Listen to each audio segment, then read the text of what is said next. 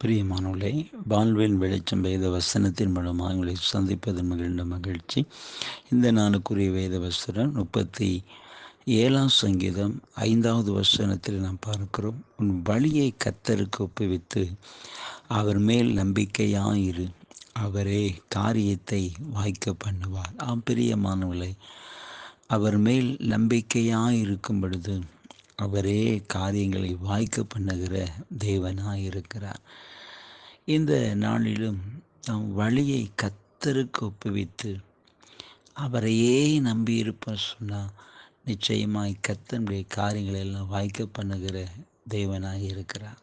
இன்றைக்கி அநேகர் அப்படியே செய்யாதபடி தங்கள் சுய புத்தியை சார்ந்து போகிறதுனால நேருடைய வாழ்வில் நாம் பார்க்கிறோம்.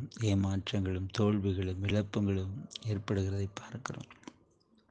இந்த நாளில் நம்முடைய வாழ்வை கர்த்தருக்கு ஒப்புவிக்கணும்.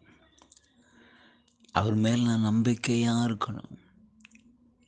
நிச்சயமாய் உங்களுடைய காரியங்களை அவர் வாய்க்க பண்ணுவார். உங்கள் காரியங்கள் வாய்க்கும். நீங்கள் தேவ சித்தத்திற்கு ஒப்பு கொடுத்து போகும் பொழுது கர்த்தர் நிச்சயமாய் வாய்க்க பண்ணுவார்.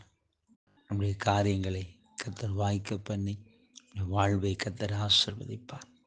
நாம் ஜெபிப்போம். நன்றி தகப்பனே, இன்றைக்கும் இந்த வார்த்தையை கேட்கிற ஒவ்வொரு பிள்ளைகளுக்காக ஜெபிக்கிறையா. நீர் காரியங்களை வாய்க்க பண்ணுவீர் என்று சொல்லி பார்க்கிறோம்.